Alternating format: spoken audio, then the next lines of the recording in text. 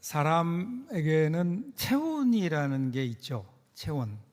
그래서 우리가 푹푹 찌는 삼복더위이든지 아니면 한파가 몰아치는 한겨울이든지 우리 몸의 온도는 큰 변함없이 이 정상 체온을 유지하게 되어 있어요. 체온의 정상 범위, 그러면 36도에서 37.5도를 말하죠. 보통 우리가 36.5도다, 이것은 평균적인 체온을 말하는 거지 사람들에 따라 조금씩 그 체온의 차이가 있다고 해요. 그렇지만 우리가 건강한 상태라면, 정상적인 우리의 몸 상태라면 정상 범위인 36도에서 37.5도를 유지하게 되어 있는 거예요. 그 이유는 우리 자율신경계가 알아서 체온을 조절하기 때문인데요. 근데 우리 몸에 이상이 있으면 그럼 어떻게 될까요? 체온의 변화가 있는 거예요. 그래서 체온은 우리 몸의 건강을 알 수 있는 아주 중요한 기준이 되는 겁니다. 우리 영혼은 어떨까요? 우리 영혼에도요, 영혼의 체온이 있어요. 그 체온이 뭘까요? 그게 기쁨이에요. 기쁨. 이 기쁨이라고 하는 것이 우리의 영혼의 그 온도를 재는 체온인 거예요. 하나님께서 처음에 인간을 창조하셔서 그래서 인간으로 하여금 에덴 동산에 살게 하셨잖아요. 에덴 동산, 기쁨의 동산이에요. 그래서 우리는 기쁘게 살아가도록, 기쁨을 가지고 살아가도록 하나님께서 우리를 만드셨어요. 기쁨의 에너지를 가지고 인생을 지어가라. 그래서 항상 우리는 기쁨이 유지되어야 되는 거예요. 우리 가운데 이 기쁨이 있어야 돼요. 이 기쁨이 있을 때 우리의 영적인 상태는 건강한 거예요. 우리가 건강하면 우리에게 면역력이 있어서 웬만한 그 어려움들 혹은 여러 가지 병균들, 바이러스들, 주위 환경으로부터 우리를 지켜나갈 수 있거든요. 오늘 우리는 얼마나 기쁨의 삶을 살고 있는가?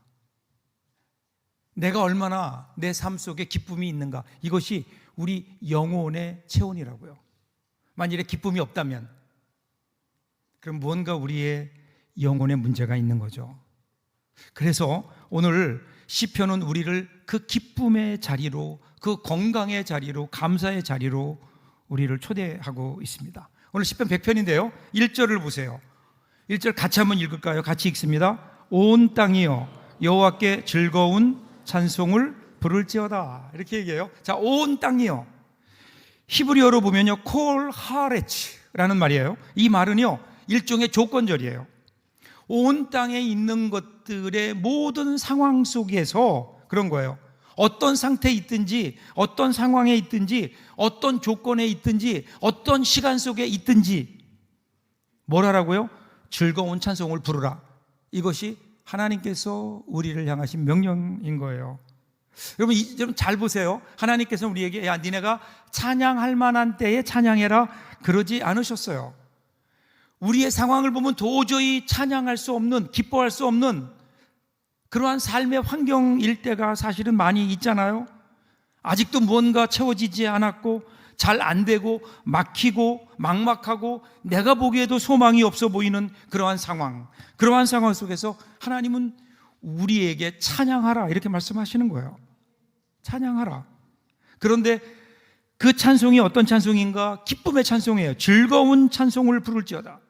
이것은 단순히 그냥 노래를 불러라 그런 게 아니에요. 처량한 노래를 부르는 게 아니에요. 소리를 질러서 귀가 먹먹하게 하다, 그런 뜻이에요. 놀라거나 기뻐서 소리를 지르다라고 하는 의미예요. 너희들의 삶이 어떠하든 간에 온 땅이요 어떤 상황 속에서라도 우리는 하나님을 향하여 즐거운 찬송을 부르며 살아가는 존재라는 거예요. 근데 이것이 명령형으로 돼 있어요. 해도 되고 안 해도 되는 게 아니에요. 꼭 해야 되는 일이에요. 자, 그런데 이러한 하나님의 명령 앞에 오늘 우리의 마음은 어쩌면 차갑지 않나요? 이 명령이 우리에게 비현실적으로 들리기 때문에 그래요. 여러분의 삶을 지난 일주일 동안의 삶도 한번 돌아보세요. 여러분의 삶 속에서 즐거운 찬양, 기쁜 찬양을 드렸던 적이 과연 언제인가요? 사실 돌아보면요, 우리도 그런 적이 있긴 해요. 그래서 무언가 기쁜 일이 있을 때, 내가 원하는 것들이 이루어졌을 때에, 내가 계획했던 것들이 계획대로 이루어질 때에, 예기치 않았던 어떤 복이 나에게 임했을 때, 그때 우리는 찬양할 수 있죠. 그런데 그렇지 못한 날들도 많아요. 내 인생이 내 뜻대로 되지 않아요. 내가 원하는 대로 이루어지지 않아요. 의외의 고난이 나를 찾아오게 돼요. 그럼 그런 날에도 우리는 찬양을 할 수 있을까요? 그런데 하나님의 대답은 찬양해야 된다는 거예요. 찬양하며 기쁨의 찬양을 드리며 살아야 한다. 그렇게 우리에게 말씀하시면서, 그럼 어떻게 이 기쁨의 찬양을 우리들이 살 수 있을까? 그것을 오늘 시편 기자가 얘기해요. 자, 2절을 보세요. 기쁨으로 여호와를 섬기며 노래하면서 그의 앞에 나갈지어다. 오늘 본문 시편 100편은 5절로 구성되어 있지만 거기에 명령형 동사가 7개나 등장해요. 2절만 봐도 2개가 나와요. 첫 번째가 섬겨라, 두 번째가 나아가라. 먼저 오늘 시편은요, 기쁨으로 여호와를 섬겨라 이렇게 얘기해요. 이 섬기다라고 하는 말은요, 성경에 나오는 섬기다라는 말의 대부분은 보면 예배하다라는 말이에요. 예배하다. 예배를 영어로 우리가 worship 이렇게 얘기해요. worship이라고 얘기하죠. 그런데 이 worship이라고 하는 단어의 어근은 제가 몇 번이나 반복해 말씀드려요. worth라고 하는 가치라고 하는 단어예요. 이 요한계시록 4장 11절을 보시면 이제 24장로가 천상에서 하나님께 예배하는 장면이 나오죠.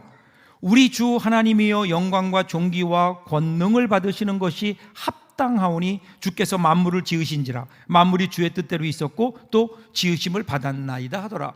이것이 예배를 나타내주는 아주 중요한 말이에요. 여기 합당하다 이 말이 뭐냐면요, 가치가 있다 그런 뜻이에요.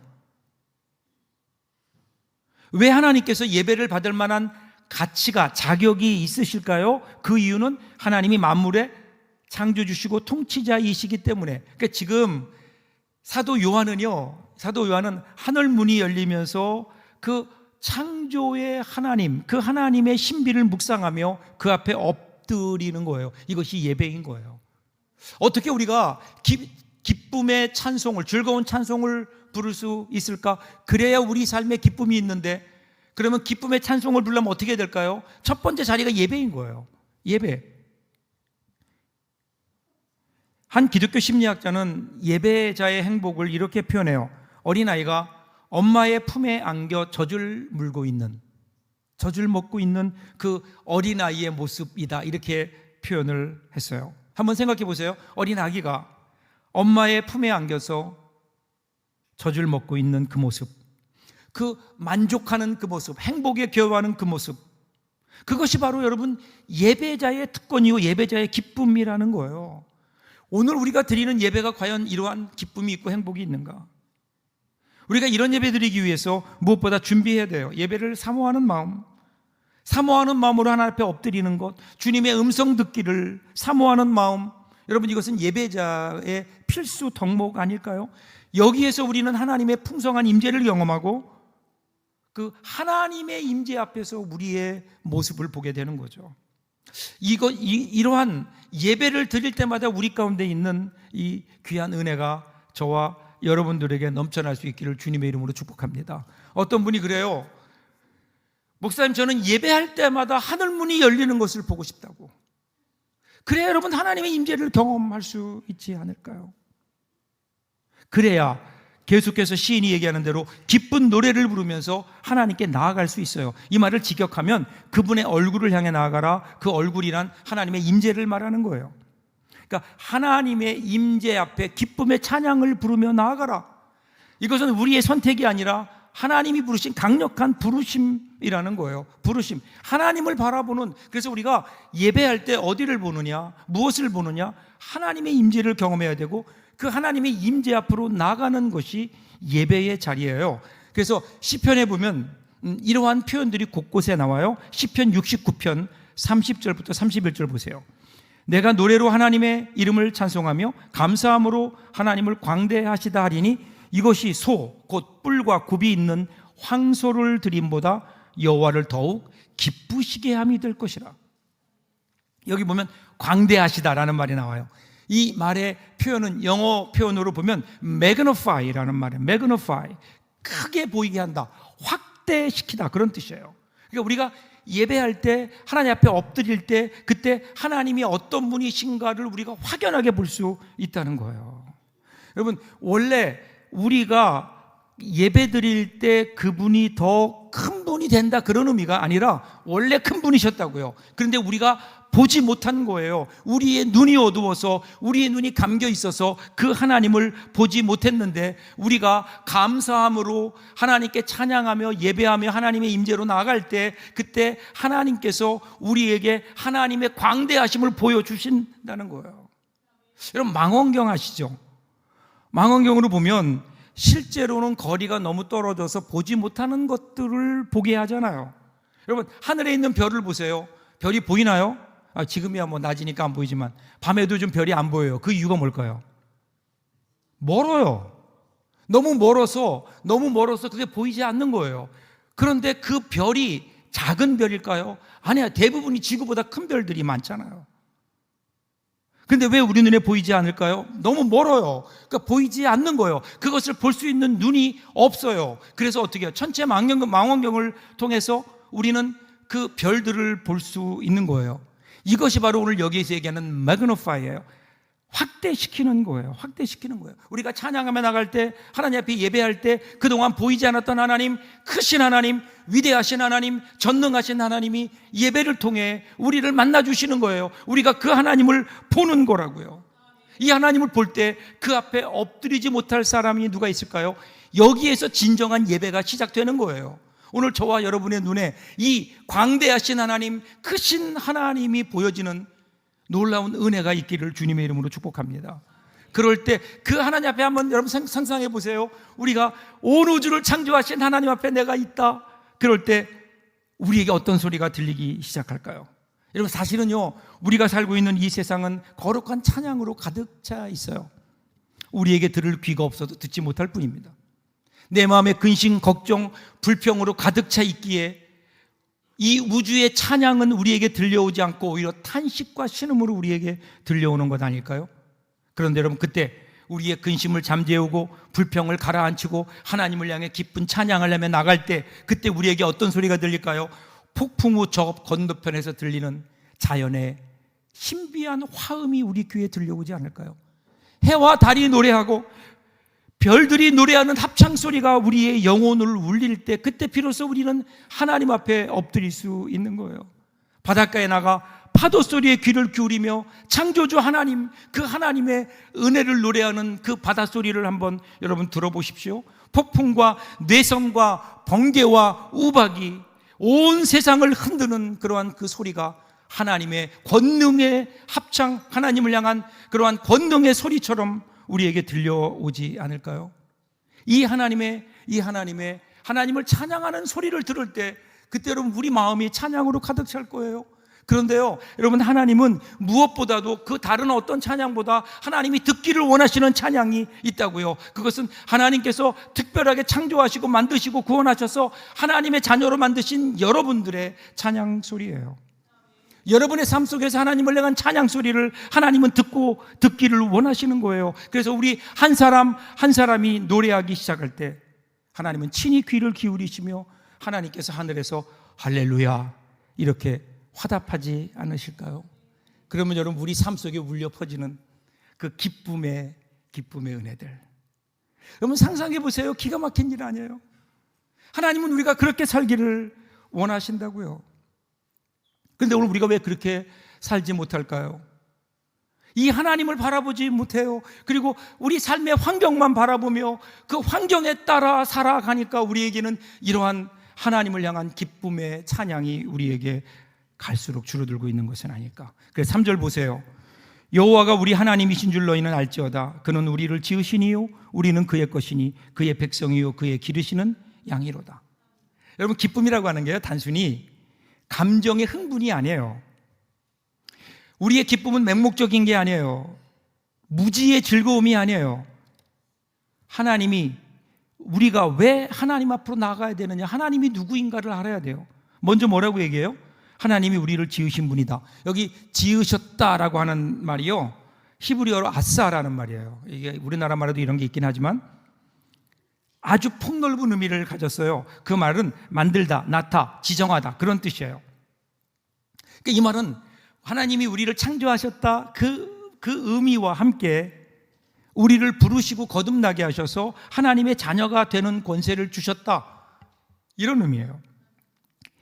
이 하나님을 바라볼 때 그때 우리에게는 어떤 일이 일어날까요? 우리에게는 내가 누구인가를 알아요. 우리는 그의 것이고 그의 백성이고 그의 기르시는 양입니다. 이것이 찬양으로 터져 나오는 거예요. 이 한 구절에 중요한 고백이 다 들어있지 않나요? 여러분, 사실은 내가 누구인가를 아는 건 대단히 중요해요. 정체성, 여러분은 여러분이 누구라고 생각하십니까? 사람들은요, 자기가 누구인가를 알기를 원해요. 자기의 정체성을 찾으려고 해요. 그래서 자신이 자랑스러워하는 인간적 성취와 야망들, 즉 학벌 혹은 인맥, 이런 자기가 이루어 놓은 것들, 이런 것들을 모아서 짜깁기를 해요. 그리고 나서 이게 나야, 그렇게 얘기해요. 이것이 자기의 정체성이라고 그렇게 생각을 해요. 그런데 과연 이것이 우리의 진정한 정체성일까요? 정말 우리는 누구일까요? 정말 내가 누구인가 하는 것은요, 나를 지으신 분이 누구인가를 알아야 돼요. 그분이 왜 나를 지으셨는지를 알아야 할 수 있는 것 아니에요?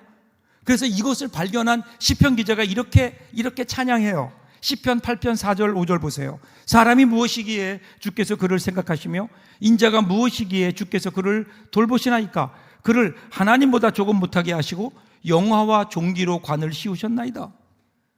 하나님이 우리를 그렇게 창조하셨다는 거예요. 하나님이 이러한 연약한 인간에게 영화와 종기의 왕관을 씌우시고 특별한 사랑을 가지고, 그리고 그를 기대하는 마음으로 바라보신다. 여기에서 우리는 하나님이 창조주요 섭리자이신 하나님을 아버지라고 부를 수 있는 특권을 부여받은 존재, 우리가 사람으로 지음받아 사람으로 내가 살고 있다는 것이 얼마나 기가 막힌 일인지, 그것을 나의 나됨을 하나님께 찬양할 수 있을 때, 그때는 우리의 삶 속에는 진짜 기쁨이 있지 않을까요? 자, 그래서 4절 보세요. 감사함으로 그의 문에 들어가며 찬송함으로 그의 궁정에 들어가서 그에게 감사하고 그의 이름을 송축할지어다. 하나님의 집, 성전, 그것을 궁정이라고 표현해요. 그러면서 감사함으로 거기에 들어가자는 거예요. 이 찬양이 이제 감사로 이동하고 있어요. 감사가 뭘까요? 감사란 하나님이 허락하신 것들에 대한 동의예요. 하나님이 허락하신 것들에 대한 인정이에요. 그게 좋든 내가 생각하는 것대로 되었든 안 되었든 그것을 떠나서 오늘 내가 살고 있는 삶의 환경이 하나님이 허락하신 것이다, 하나님의 주권 아래 일어나고 있다, 이것을 믿는 거예요. 그래서 나에게 주어진 환경에 만족하는 거예요. 내 마음에 들고 내가 생각하는 대로 생각하는 것과 다른 상황이 벌어진다 하더라도 여기에는 하나님의 인도하심이 있음을 믿으며, 그래서 우리는 감사함으로 그 하나님 앞에 나아갈 수 있는, 이것이 여러분 자족 아닐까요? 빌립보 4장 12절 13절 보세요. 내가 궁핍함으로 말하는 것이 아니라 어떠한 형편에서든지 나는 자족하기를 배웠나니 나는 비천에 처할 줄도 알고 풍부에 처할 줄도 알아 모든 일에 곧 배부름과 배고픔과 풍부와 궁핍에도 처할 줄 아는 일체의 비결을 배웠노라. 여러분, 이게 신앙이라고요. 어떤 상황 속에서라도 나를 흔들어 놓을 수 없는 하나님을 향한 분명한 믿음. 하나님이 우리에게 기대하시는 게 뭘까요? 우리에게 주어지는 삶의 환경에, 변덕스러운 환경에 따라, 그것에 따라 시시때때로 변하는 오늘 우리의 모습일까요? 아니잖아요. 비록 내가 원하는 상황이 아니지만 나의 삶은 수시로 변하지만 그 가운데 하나님을 향한 변치 않는 믿음을 가지고 환경이 아니라 하나님을 바라보며 그것을 받아들이며 그 안에서 하나님 때문에 기뻐할 줄 아는, 하나님 때문에 찬송할 줄 아는 그 사람을 하나님은 사랑하시지 않을까? 빌립보 4장 4절 보세요. 주 안에서 항상 기뻐하라. 내가 다시 말하노니 기뻐하라. 사도 바울의 비결이 여기 있는 거예요. 그가 어떻게 기뻐할 수 있어요? 감옥에 있을 때도 기뻐하고 환난 중에 있을 때도 기뻐할 수 있었던 이유는 그의 자리는 감옥이 아니라 하나님 안에 있었기 때문에, 하나님 안에 있었기 때문에. 오늘 우리의 신앙의 자리가 어디 있는가? 이것이 우리의 삶을 결정합니다. 그리고 오늘 부분 마지막 5절 보세요. 여호와는 선하시니 그의 인자하심이 영원하고 그의 성실하심이 대대에 이르리로다. 여기 보면 그 앞에 사실은 왜냐하면이라는 접속사가 생략되어 있어요. 즉 우리가 감사함으로 찬송함으로 하나님 집에 들어가야 되는 이유, 기쁨으로 살아야 되는 이유, 그 이유는 뭐예요? 하나님이 선하시기 때문이고 하나님의 인자하심이 영원하기 때문이고 하나님의 성실하심이 끝이 없기 때문이다. 여러분 오늘 짧지만 이 5절, 5절로 이루어진 이 시편을 보면요, 우리의 기쁨의 근거가 어디에 있다고요? 환경에 있지 않다는 거예요. 내가 살아가는 삶의 조건에 있지 않다는 거예요. 어디에 있어요? 하나님께 있어요. 하나님의 선하심, 하나님의 인자하심, 하나님의 성실하심, 이것이 오늘 우리가 기뻐해야 되는 기쁨의 근거가 된다는 거예요. 여기 선하다라는 말은 히브리어로요, 토부, 그렇게 얘기해요. 토부. 창세기에서 처음 하나님이 천지를 창조하실 때 창조하신 후에 뭐라고 말씀하세요? 하나님 보시기에 좋았더라 라고 얘기할 때 이 좋았더라, 이 말이 뭐예요? 토부예요. 그러니까 선하다는 말은 바로 창조의 섭리인 거예요. 다시 말해서 선한 것은 태초에 하나님께서 천지를 창조하셨을 때의 그 모습, 하나님이 말씀대로 이루어진, 하나님의 말씀의 원리대로 이루어진 이 세상의 의도, 하나님의 의도대로 이루어진 것을 말하는 거예요. 그러니까 하나님은 하나님의 뜻대로 다스리시고 그리고 오늘 우리를 그 하나님의 뜻대로 인도하기를 원하시는 거라고요. 이것이 이게 좋은 거예요. 선하신 하나님, 우리를 그렇게 인도하시는 하나님, 내가 비록 원하는 대로 응답하지 않으신다 하더라도 하나님은 여전히 선하시고 나의 생각과 다르시더라도 선하신 하나님, 모든 것이 합력과 선을 이루신 하나님께서 우리의 삶을 하나님의 뜻대로 다스리시고 그리고 하나님 뜻대로 인도하시고 우리의 삶을 이끌어 가신다. 이것이 오늘 시편 기자가 고백하는 여호와는 선하시니 이것 아닐까요? 그뿐이 아니에요. 인자하심도 있어요. 인자하심이 영원해요. 인자하심이 뭘까요? 인자하심은 헤세드라고 해요. 헤세드는 우리가 우리말로 번역하면 무조건적인 사랑이에요. 여러분 우리가 이 헤세드를 잘 이해를 못해요. 하나님의 사랑은요, 우리가 사랑받을 만 하니까 우리를 사랑하시는 사랑이 아니에요. 내가 사랑받을 만 하지 못하니까 사랑하지 않는 것이 하나님의 사랑이 아니라고요. 하나님의 사랑은 일방적인 사랑이에요. 일방적인 사랑은 뭘까요? 하나님은요, 오늘 우리의 모습과는 상관없이 하나님의 가슴에서 주체할 수 없는 사랑으로 그냥 우리를 사랑하시는 거라고요. 그래서 이 사랑은 은혜예요. 그래서 사도 바울이 이렇게 고백하잖아요. 우리가 아직 죄인 되었을 때에 그리스도께서 우리를 위해 죽으심으로 하나님께서 우리에 대한 하나님의 사랑을 확증했다. 이것이 여러분 하나님의 사랑이에요. 하나님의 사랑. 우리와 상관없이 일방적으로 우리를 사랑하시는 그 하나님, 그 사랑이 영원해요. 그리고 하나님은 성실하세요. 성실한 건 뭘까요? 변함이 없어요. 변함이 없어요. 여러분 이것이 오늘 우리가 하나님을 찬양하고 찬양함으로 기쁘게 살아갈 수 있는 근거가 바로 여기에 있다니까요. 이 하나님을 생각하는 거예요. 이 세상이 아니에요. 우리의 환경이 아니에요. 우리의 조건이 아니라고요. 우리의 삶에 펼쳐지는 우리의 삶이 아니에요. 하나님께서 우리를 향하여 가지고 계신 하나님의 선하시고 그리고 하나님의 인자하시고 하나님의 성실하신 그 하나님이 오늘 우리가 찬양해야 되는, 그리고 우리가 기뻐해야 되는 우리의 찬양의 근거인 거예요. 그래서 사랑하는 여러분, 찬양은요 감정이 아니라 선택이에요. 찬양은 우리가 찬양하고 싶을 때, 기분 좋은 일이 있을 때 흥얼거리는 찬양, 그거 말고요. 여러분 주님을 찬양하고 싶을 때까지, 찬양하고 싶어질 때까지 기다리지 마세요. 오늘 우리의 감정과는 상관없이, 오늘 우리의 삶의 환경과는 상관없이 언제나 우리는 주님을 찬양해야 돼요.